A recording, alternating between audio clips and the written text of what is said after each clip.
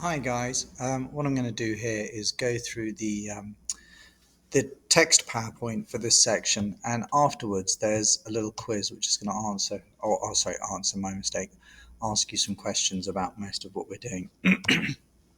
So we've already hit on a lot of what's in here, but just to make sure we're completely getting it, let's have a look. Let's go back to the beginning slide. So we said that first of all, the population of the world was fairly static from the beginning of the millennium, um, the previous millennium, 1,000 years ago, until about 1750, when there was this very dramatic takeoff. And that dramatic takeoff first took place really in the United Kingdom, and that was the um, Industrial Revolution. And as you can see here in this chart, it says here at the top, it says it took 123 years to add 1 billion people to the world between 1804 and 1927. But by 2011, it just took 12 years to add another billion people to our planet. And by 2100, the world's population is estimated to reach 11.2 billion. Some people have walked that back, by the way, to about 10 billion. Sometimes, if you want to measure the speed at which the rate of growth happens, it's called the doubling time, if you remember this slide with the jar that I showed you. And the doubling time is the rate of growth into the number 70. So if the population is growing by 2% a year because population grows exponentially, um, it would be 2 into 70, which would be 35 years, the population would double. I think that's pretty close to actually where we are, about 1.6 to 2%. Okay. Despite this, though, we can see that the population is slowing, or the rate of growth is slowing. It is expanding. And here, what we're trying to sort of illustrate to you is, if you remember the bath analogy, the bathtub is continuing to fill up with population. It's getting the level of population is growing, not because the faucet is running faster. In fact, it's slowed to a trickle. It's because the plug hole, which represents the deaths, is getting blocked up with vaccines, better drugs, the treatment of chronic diseases, the distribution of food, better agricultural techniques, and all these other things. So from a peak of 1965, where the annual growth rate was 2, now we're down to 1. Okay, now we're going to look at sorts of types of where are people clustered and what are they. If we're going to look at population density, strictly speaking, population density is the number of people per unit of land, but there's different types of population density. Let's look at agricultural density, which is the number of farmers per unit of arable. That means cultivatable land, land that is suitable for agriculture. And it follows this rule. If you've got lots and lots of farmers per unit of arable land, you're a poor country because you lack the relevant infrastructure and farming equipment that means you can have one farmer for thousands of acres. So in countries like Egypt and Bangladesh, you have loads and loads of farmers because more people are involved in subsistence farming to grow food for themselves or for a small amount of people. Whereas advanced economies like Japan, Australia, and the United States have very, very low agricultural densities because one farmer can grow food for lots and lots of people. So it's one farmer per many thousands of units of agricultural land. On the other hand, physiological density is the number of people per unit of arable land. So this one brings us more to the idea of what's called carrying capacity. So there are countries like Egypt, which, although big, so much of it is desert, and consequently, that desert cannot support lots and lots of people, and its physiological density, it doesn't have enough land to support its population. Bangladesh, in a similar way. Now, there are other places with a very high physiological density: the Netherlands, Singapore, Japan, Great Britain, where the number of people per unit of arable land is very high, but in those countries, either the importation of food or very efficient agricultural techniques make that level of physiological density not very important. But for other countries with less money and less technology, it's a big deal, particularly Egypt and Bangladesh. Arithmetic density has no relation to a country's standard of living at all, And some countries have very, very high arithmetic density, like Singapore, which is one of the most densely populated places in the world, as is Malta, and Australia, which is incredibly empty. We're talking like Canada, 30 people per square mile, or like whereas the United States is 300, I should imagine, per square mile. It doesn't really arithmetic density doesn't really bear much on the level of development. I mean, you can look at some of the most wealthiest places in the United States, and they are very, very densely populated because they're more desirable to live in. Okay, so where are people living? We can see there are very distinct population clusters. The first would be the Asian cluster, which is over by East Asian cluster, which is Japan and the coastal regions of China. And then we would have South Asia, which of course is India, and Pakistan and Bangladesh and China, with its population of about 1.3 billion, and India with 1.2 billion, and possibly a population which is approaching actually China's level. And then of course you've got the Eurasian population, which is again very densely populated and very large. Then we've got where do people live. This is a map of the population center of the United States, and that is in 1790. If you imagine America as a tray, like a tray that you would have put food on, food tray, and you would say, and you wanted to balance it on your fingertip, you would have to put an immense amount of weight on the side that you're balancing on. So in 1790, if you wanted to balance that tray where it is in 1790, you would have to leave all of the weight, all of the population on your, I don't know why I'm showing you this on my own little finger, on your fingertip at the very edge. Today, the population density, when you add it up on all sides, is sort of got closer towards the middle, and that's because the United States population has got further and further west and further south. Dealing with fertility rates here, and I'm going to bring this all together in another PowerPoint for you on Tuesday. Dealing with fertility rates again, if you remember, the fertility rate is the number of births per thousand of the population, and then we've got the woman's total fertility rate, which is the number of children a woman will bear over her reproductive lifetime. So the crude birth rate, the number of births per 1,000, and the total fertility rate is the number of children a woman will bear over their reproductive lifetime. If you look here at Monaco, it's a very small, very well developed, very wealthy country, and it follows the rule that we talked about in class, which is in optimal wealthy conditions, human beings seem to have fewer children. And you can see there that they're not even at the discussed replacement rate of 2.1. Now, in Niger, the crude birth rate is just astonishingly high at 45 births per 1,000 of the population, and a total fertility rate of 6.76. Now you're going to say, oh man, that's well above 2.1, but probably the replacement rate, because of infant mortality levels being much higher, you might be really not that much above replacement rate. You might have a replacement rate there of 4%. Singapore, again, a very developed country,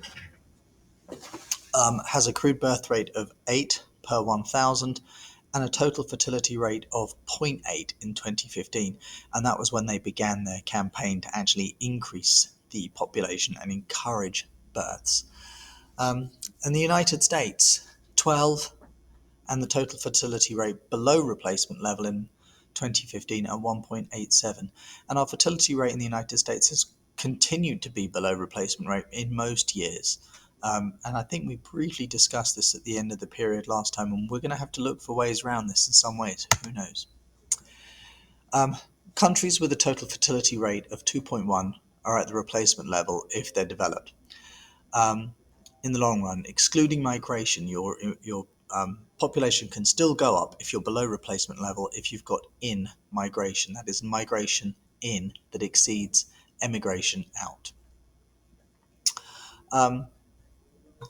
And we've just gone over these numbers, and you can see precisely the expected places where total fertility rates are higher, and that is largely sub-Saharan Africa and Southern Asia and some of the poorer parts of Southeast Asia. The Philippines is a little bit of a surprise, actually.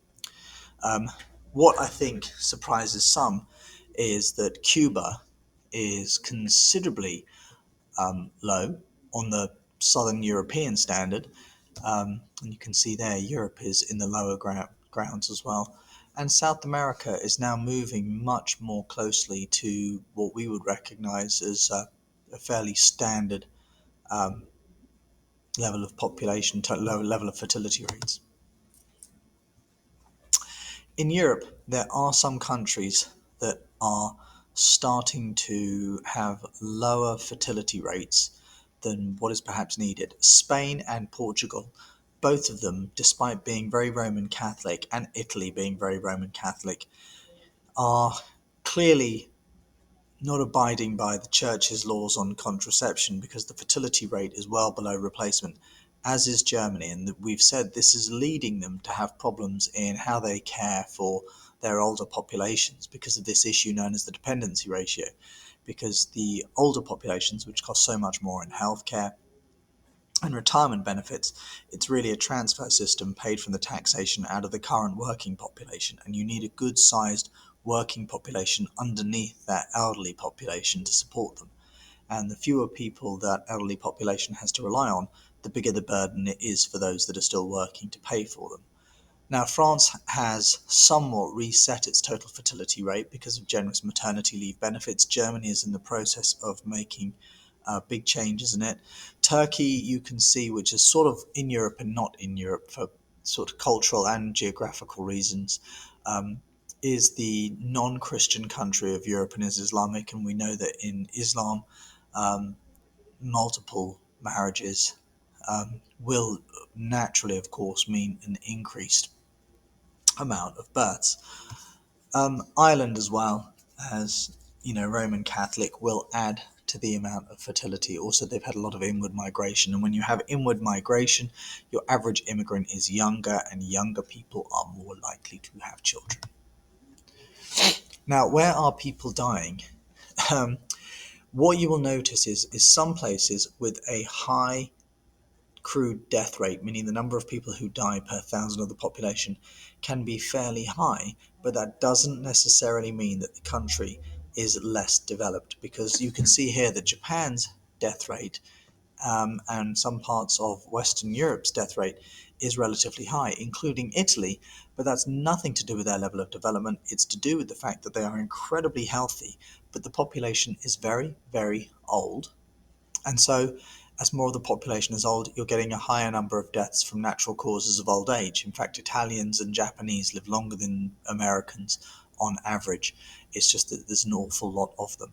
Other countries have higher crude death rates because of sadder but more predictable situations that you would expect, which is really the old-fashioned ones of famine, disease, and war. And you can see those in sub-Saharan Africa. The Soviet Union's higher, or the former Soviet Union, I should say, what am I talking about? Its death rate is because a lot of its younger people have emigrated, leaving again an older population that, since the end of the Soviet Union, doesn't have perhaps the same access to healthcare as it once did.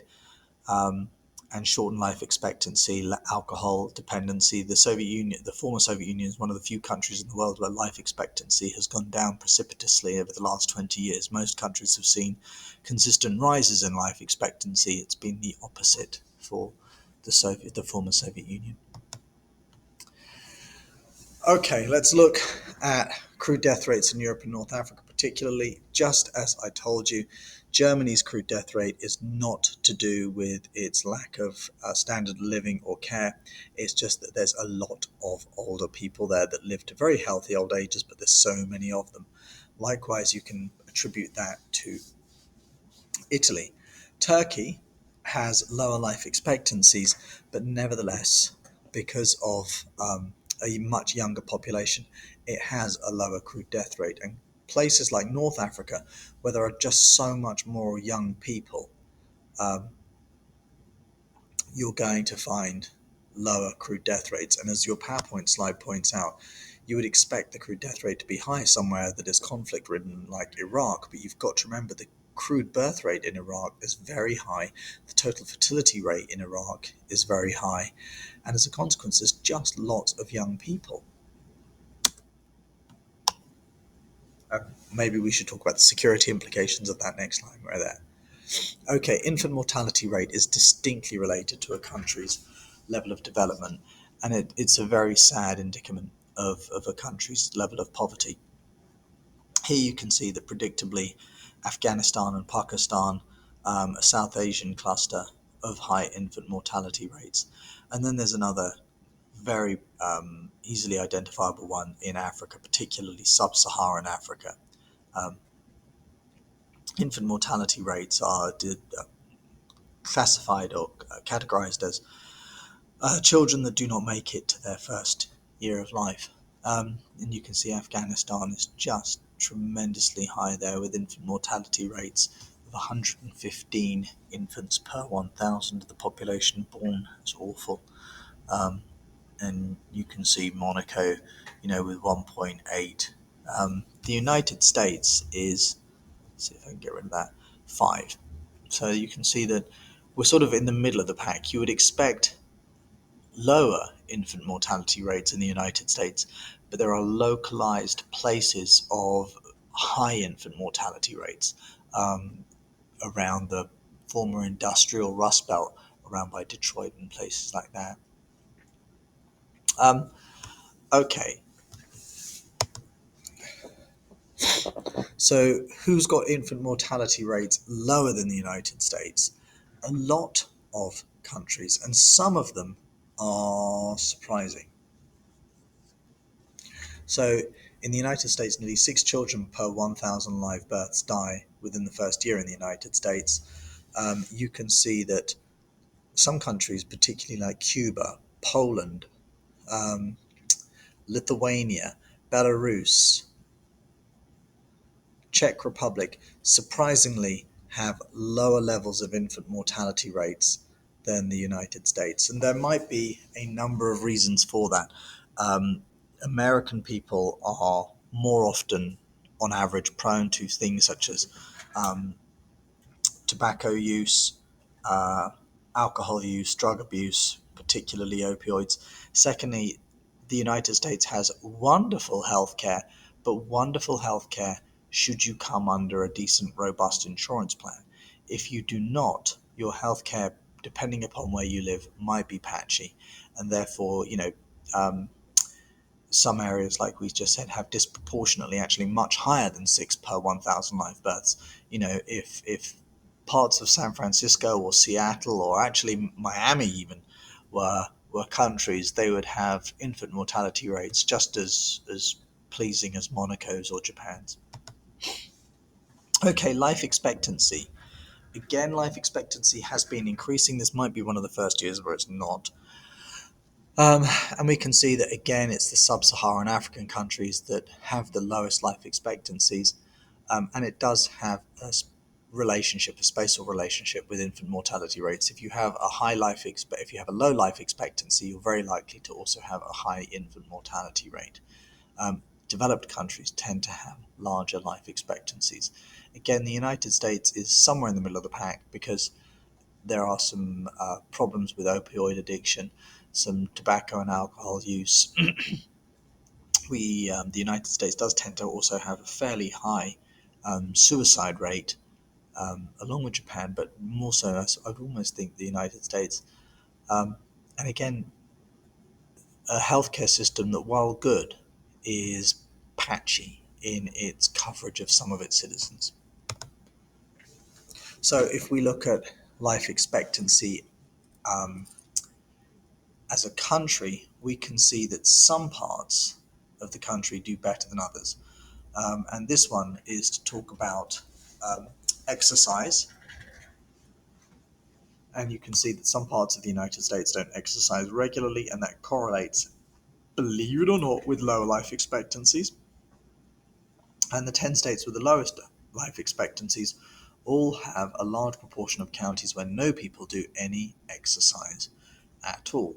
So you can see the parts of the country where there is more exercise taken on, those parts of the country also tend to have longer life expectancies. Go figure, we need spatial awareness to work that one out. So let's have a look at this natural increase chart. Where is the natural increase rate? Malawi, sub-Saharan Africa, 33 per 1,000. So 33 people in addition to 1,000. That's a very, very substantial natural increase rate.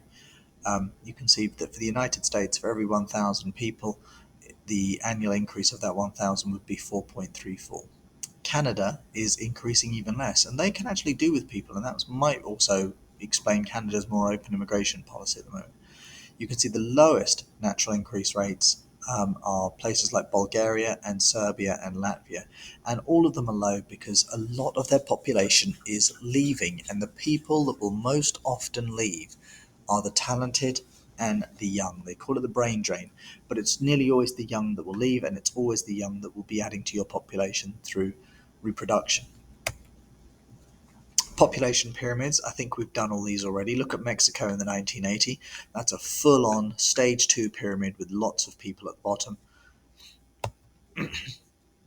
Here's Japan's, and you can see very distinctly as it goes through the years becoming much more of a muffin. And the problem with Japan's population right now is this at the top is a very large burden for those at the bottom to deal with.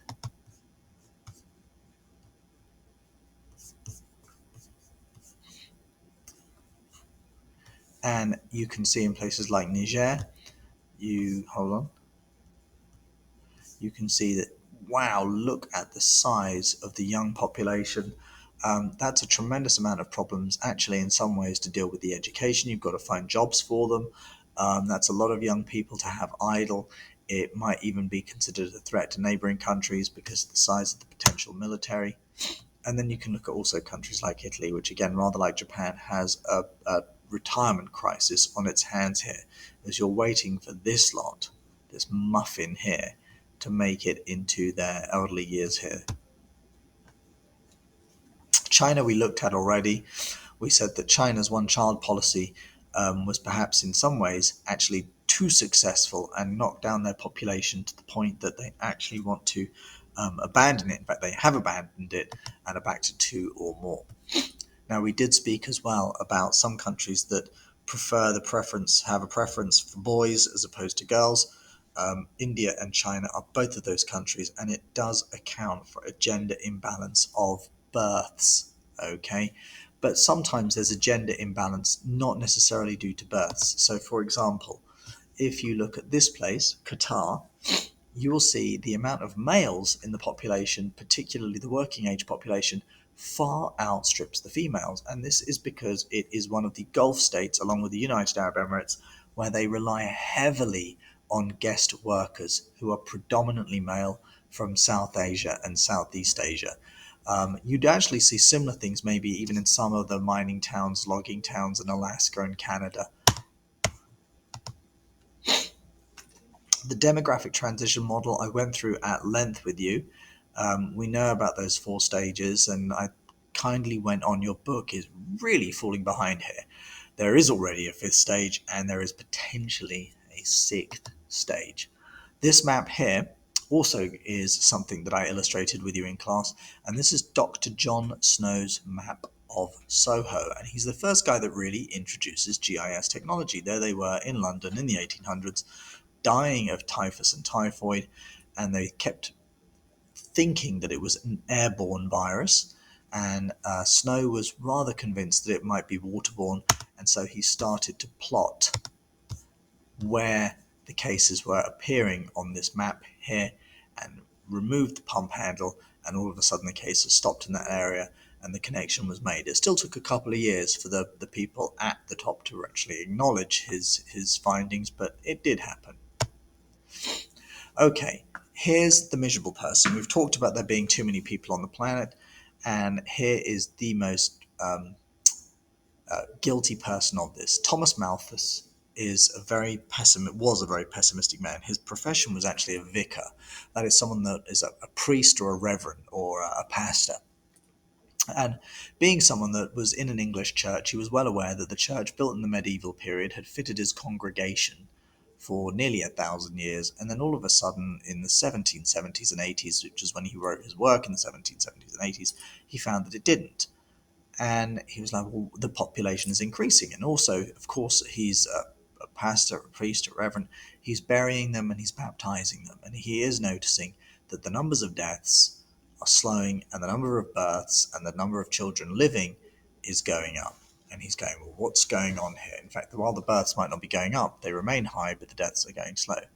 And he crunches the numbers and he works out the exponential growth, and he comes up with this alarming computation that says the amount of people will soon outstrip the country's ability to produce food, because more people equals more occupancy on the land, and at the same time that reduces the amount of land available to grow food, which is precisely the opposite of what you would want to happen.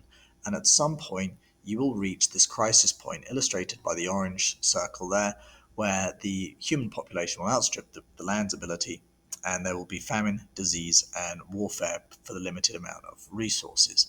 And it will be really bad. And so he advocated, despite his religious position, that things like welfare and helping the poor were bad, and you should just let nature take its course, because this interference with nature was stopping those deaths going down the plug hole and was leading to our overflowing population bathtub that will doom us all if we don't do something about it.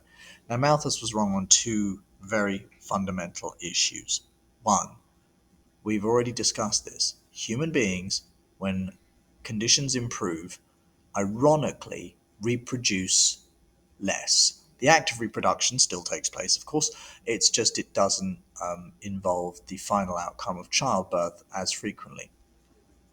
Secondly, the advances in agricultural machinery and in agricultural techniques and the use of nitrogen-based fertilizers, all part of what we call the Green Revolution, which really starts in the 20th century, but was starting to ramp up even in Malthus's time. Not very much, but definitely in the 20th century, allows human beings today to grow more food at any other time on less land for less money.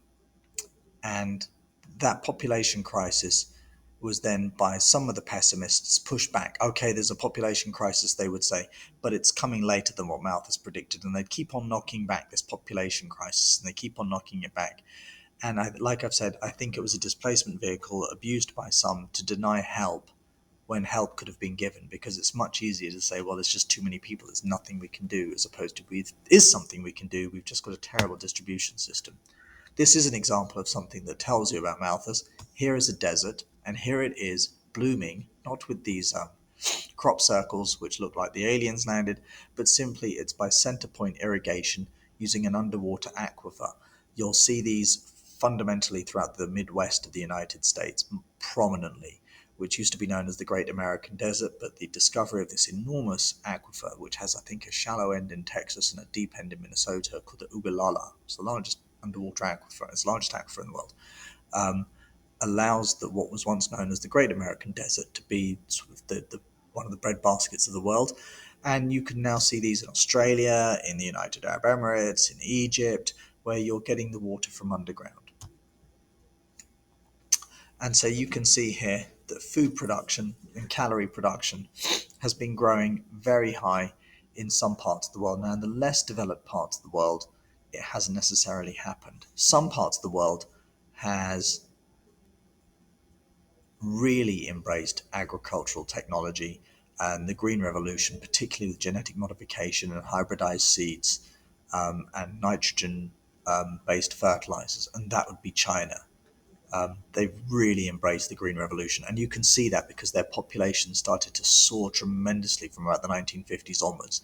And again, that wasn't because of more babies being born, it was because of the lower deaths due to better nutrition. Population growth is seldom, if ever, about more people being born. It's about the reduction in mortality. Lastly, I think we're coming to these slides about maternity leave. And we've said that in some countries now, the issue is not about too many children, it's actually about too few. How are you going to cope with these dependency ratios? Some countries might actually have on paper good maternity leave, like 15 weeks of 100% pay in the Congo, but it can't really be fulfilled. Then you've got places like Germany where you get 14 weeks off with 100% pay, and I haven't started to address countries like France, which is almost a year off at 100% pay. Great Britain is nearly a year off at 50% for the first half, 100% for the first half, and then 50% for the second half. And they also give paternity pay in France and Great Britain. All of these things encourage births, which is something that they now want to do because you've got dependency issues with welfare systems and social security and healthcare costs and things like that. The United States has not been forthcoming in maternity leave and nothing really at all. Simply I would speculate, and it is just speculation because the United States has never had to worry about a dependency ratio that was unfavorable to pay for social security, because there's always been enough young people either coming in from across Europe, coming in from Africa, coming in from Asia. And in the last sort of 15, 20 years, as the idea about immigration has become more of a political football, and you've slowed immigration down, and the United States is very developed and it's become more expensive to buy houses and go to college and things like that, the number of children being born has slowed as well, which does lead to the question, well, who's going to pay for the old people and the social security? So you can see that the United States doesn't have great maternity leave coverage in comparison to other parts of the world. And you can see here in the other parts of the world, the Scandinavian countries, Great Britain, have much more, New Zealand, they have much more generous maternity leave programs. Some European countries are behind the Brits and the New Zealands and the Scandinavians, or at least the Swedes and the Finns, but they're actually moving towards that. Okay, this is the last slide. What I'll do is I'm going to cross out of this, and you will see that down here there should be, or if we go to the next one, if you go to the modules, if we hit next, you'll find there is a quiz. And what I would like you to do is to take that quiz, and once you take that quiz, you should be all good. All right, guys, I will see you on Tuesday, and have a lovely day, have a lovely weekend, and everything else like that. See you Tuesday.